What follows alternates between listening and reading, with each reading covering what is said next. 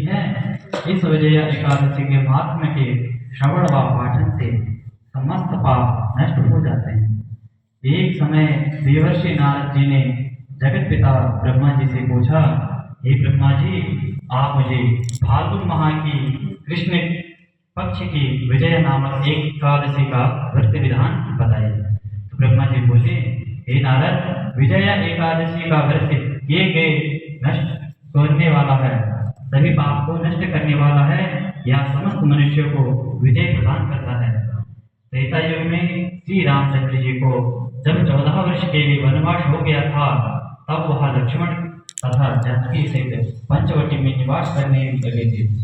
इस जगह से रावण ने सीता जी का अपहरण किया। इस दुख से श्री राम जी अत्यंत व्याकुल हुए और सीता जी की खोज में चल दिए।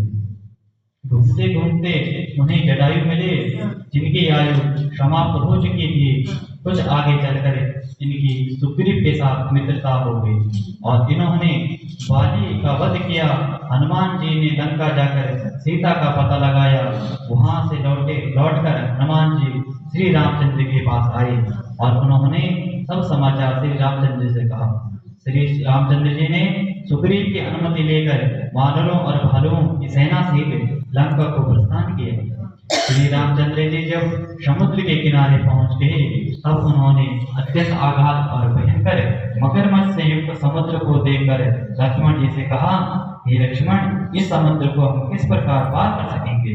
लक्ष्मण जी बोले, महाराज जी, यहाँ से करीब आधा योजन की दूरी द्वीप पर बकलाभ्य नामक के मुनि रहते हैं, आप उनके पास जाकर इसका उपाय पूछिए। लक्ष्मण के वचनों को सुनकर श्री रामचंद्र जी बकलाभ्य ऋषि के पास गए। मुनि ने उनसे पूछा, श्री राम, आपका आगमन यहाँ कैसे हुआ? श्री राम जी बोले, महर्षि, मैं अपनी सेना से यहाँ आया हूँ और राक्षसों को जीतने लंका जा रहा हूँ। आप कृपा कर समुद्र पार करने का कोई उपाय बताइए। ऋषि बोले, श्री राम जी, आपको एक उत्तम व्रत बताता हूँ। फाल्गुन माह के कृष्ण पक्ष की विजय एकादशी का व्रत करने से तुम समुद्र से अवश्य ही पार हो जाओगे और तुम्हारी विजय होगी। राजन, इस व्रत की विधि यह है कि दशमी के दिन स्वर्ण, चांदी, तांबा या मिट्टी किसी एक घड़ा बनाएं। उस घड़े को जल से भरकर तथा उस पर पंच पल्लव रखकर वेदिका पर स्थापित करें। घड़े के नीचे सतनाजा, जिसे सातनाज बोलते हैं, और ऊपर चौर के उस पर श्री नारायण भगवान की स्वर्ण प्रतिमा स्थापित करें। एकादशी के दिन स्नान आदि नित्य कर्म से निवृत्त होकर धूप दीप नैवेद्य नारियल आदि भगवान की पूजा करें। उस दिन भक्ति पूर्वक घड़े की से मुनि व्यतीत करें और रात्रि को भी उसी तरह बैठकर जागरण करें। द्वादशी दिन नदी या तालाब के किनारे स्नान आदि से निवृत्त होकर उस घड़े को ब्राह्मण को दे दें। राजन, यदि इस व्रत को सेनापतियों के साथ करोगे तो अवश्य ही विजय होगी। श्री रामचंद्र जी ने विधि पूर्वक विजय एकादशी का व्रत किया। इसके प्रभाव से दैत्यों के ऊपर विजय प्राप्त की। बेटा, जो मनुष्य इस व्रत को विधि पूर्वक करेगा, उसकी दोनों लोकों में विजय होगी। भगवान श्री कृष्ण कहते हैं, युधिष्ठिर, जो इस व्रत का महात्म्य सुनता है, उसको विजय पर यज्ञ का फल प्राप्ति होती है। सत्यनारायण भगवान की जय। आदि की सारी की जय। शंकर भगवान की जय। अवश्य धनवान की जय। देवी मैया की जय। कृष्ण कन्हैया की जय। ओम नमः पार्वती हरे हरे महादेव शंभो हरे कृष्ण दुःखितहरि हरे हरे हरे हरे महादेव शंभो। जय जय श्री राधे, जय जय राधे, जय जय श्री राधे श्याम। थोड़ा भगवान का ध्यान करेंगे।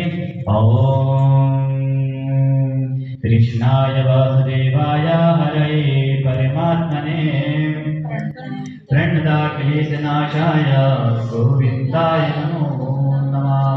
वसुदेवसुतं देवं कंसचारुण्यवर्धनं देवकी परमानन्दं कृष्णं वन्दे जगद्गुरुं।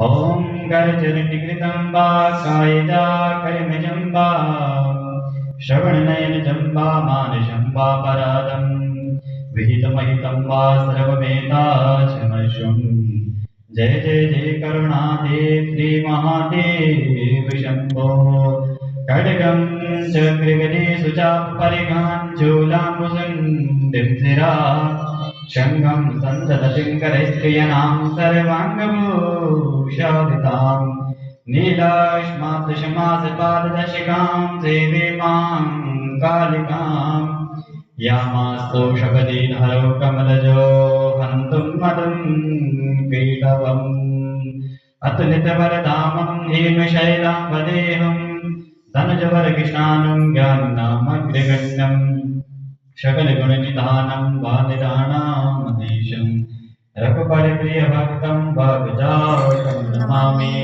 अञ्जलिसुताय विद्महे वायुपुत्राय च धीमहि तन्नो हनुमते प्रचोदयात् शान्ताकायं भुजगशयनं वरदनामसुरेशं विश्वाधारं गगनसदृशं मेघवर्णं शुभाङ्गं लक्ष्मीकान्तं कमलनयनं योगिविज्ञानगम्यं वन्दे विष्णुं भवभयहरणं सर्वलोकैकनाथम् ॐ रत्ने कल्पितमाशनं हिमजले स्नानं च देव्याम्बरं नानारत्नविभूषितां मृगवनामोदाङ्कितं चन्दनं जातिकचम्पकबिल्वपत्ररचितं पुष्पं च धूपं तथा दीपं दीपदयानिधे पशुपतेर्कल्पितं वीयताम् सौवर्णेन नवरत्नखण्डरचिते पात्रीकृतं पायिषाम्